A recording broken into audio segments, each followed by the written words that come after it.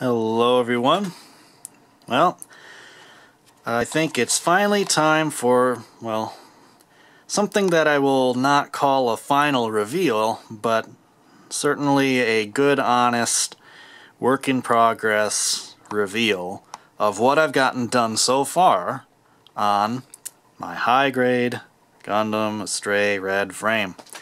And I have been at this stupid project for several months now, since summertime, or a little even before that maybe, trying to just get this thing done, and between work and weather and personal crap and every other stupid excuse under the sun, it's been nuts trying to get it to where it is now. But I figure without further ado, I'll show you what I'm talking about. And here we have basically what I've done so far. It might look complete at first glance, but it's really not. You might also notice a couple of additions to this kit. Now, what I did was I got this expansion set of Gundam Build Fighters parts.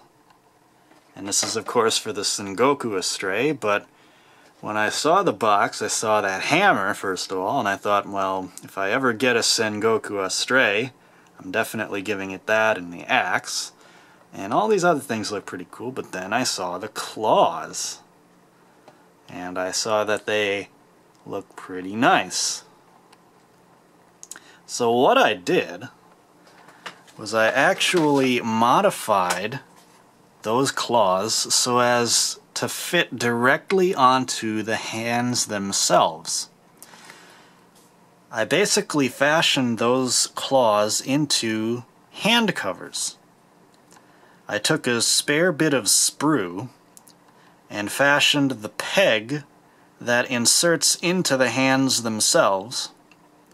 Then I superglued that to the back of the claw around the area where the real handle that comes with the kit that's supposed to go in there. But those handles wouldn't even fit inside those hands anyway. So I basically modified that so that they could stand in as hand covers. So I have always wanted to have a Gundam model with badass claws on it, and now I do. And besides that, you'll notice a few custom color changes, like the face mask is gold instead of white. The sides of the shield there are in gold. It's actually a brass color, but I did that in brass instead of the red, because I wanted to keep the red sort of an exclusive part of the Gundam's inner frame itself, as if the Gundam is composed of some sort of special high durability material that is in all this sort of awesome glossy chrome red.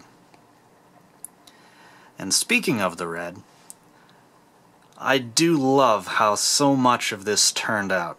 I mean, tons and tons of areas of this kit have flawless, immaculate, beautiful chrome. But then there are other spots that I completely screwed up with. The masking did not stick well or wasn't applied properly, and you get this tearing or asymmetry, and it looks rough and crappy, and it's stuff I'm gonna have to go back and clean up eventually. And then there are just areas that chipped right off, like on the back here of the backpack, and areas down here that with excessive handling have just worn down too much, like those little oval areas, the vents. So that really kind of gutted me when I saw how much had screwed up on this kit after I'd worked so hard on it. But I think eventually I am going to have to go back and fix some things. And it's not complete even after I do that, because I have not actually painted the eyes, or the camera on the rifle, or the camera on the top of the head. I haven't even assembled the head or the torso completely together yet, because I figure I'll be disassembling parts of it. And I need to clean off a bunch of paint to make the pieces fit together more smoothly. But overall, I mean, where the chrome turned out well, it turned out really damn well. And I love those frickin' claws, man. I actually didn't find that weapons set until very, very recently, within the last few days. And it was just a quick throw-it-together project to get that thing on there. And it worked out beautifully. I'm very impressed and very happy with that way that turned out. And I even did a little masking on it. If you see that part of the claw that is red, I actually had to mask that off, do it, you know, in the chrome red procedure, and then mask that while I painted the claws in brass. So I am really, really happy with the way that turned out. And I even am able to fashion it onto the trigger finger hand too. Fits pretty well. And let's talk about that beam rifle for a while. I was initially just going to paint this thing flat gray and call it a day. But then I realized I didn't have any gray on hand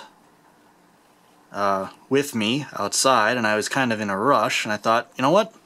Let's paint this thing white. But that ended up looking a little plain. So then I touched up certain areas with some gray when I had mixed up some more. And I thought, you know, that looks good. But let me think about this. We're doing white and gray, and it just looks like it could use a little more.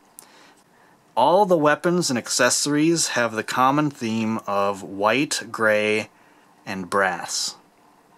Especially the shield and sword here. And so I figured I'd do the same with the beam rifle. And I'm pretty pleased with the way that all turned out. Took a lot of masking work to do this. Had to hand paint certain areas, and I still have to do the sight. Just remove the seam line down the middle, except for down there in that gray strip area. I thought that looked good as just sort of added detail, so I left it.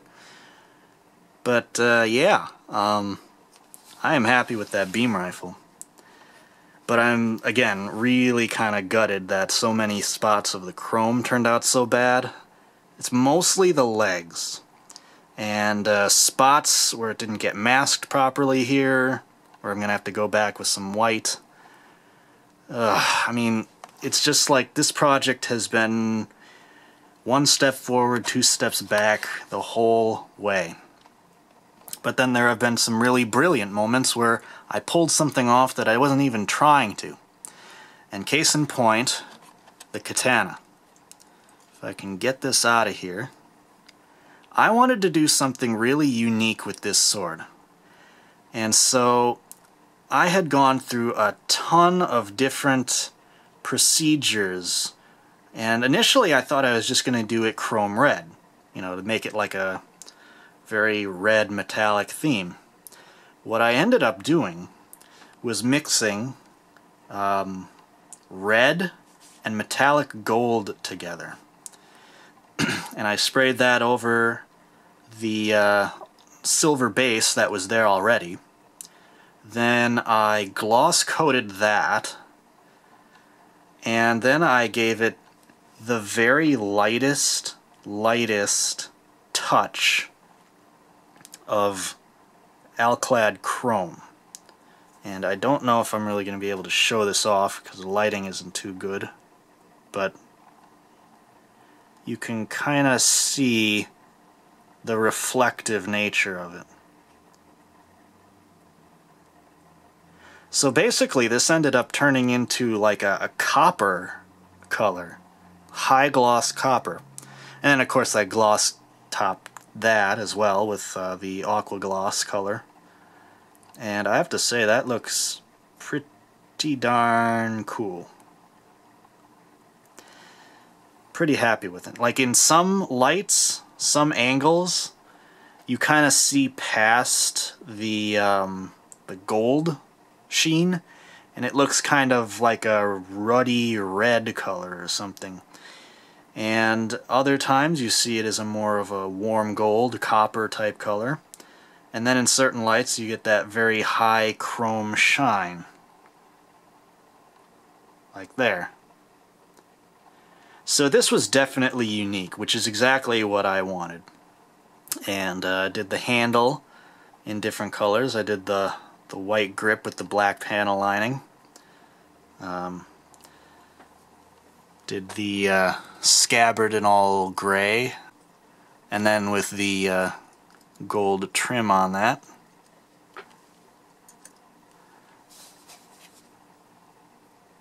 That took a lot of masking, and I had to go and clean up a few edges as well, but overall I really like the look of most of this kit. The main thing I'm unhappy with are the technical errors, and that's what really sucks, because now that fall has pretty much ended and it's getting really cold and rainy and crappy out, the chances are I will not have any time with the remainder of this year to go outside and fix what I screwed up. So unfortunately, most of what is incomplete is going to have to remain incomplete at least until next year, till spring. And I hate that. And needless to say, I haven't done any panel lining or, additional weathering, detailing, anything like that.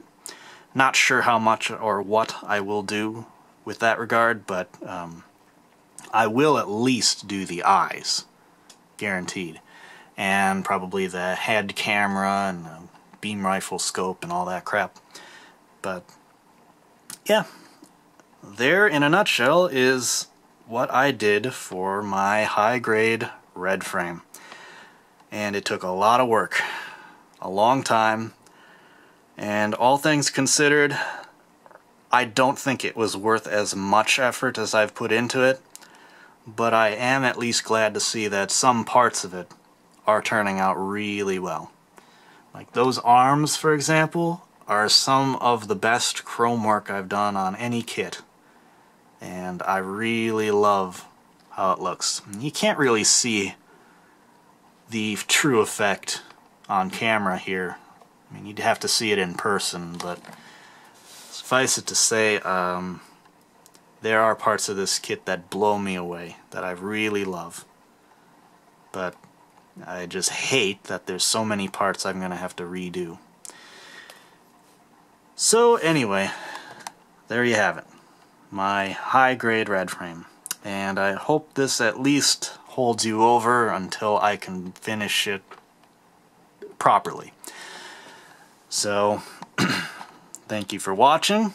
Hope you've enjoyed this, and until the next time, catch you later, everybody.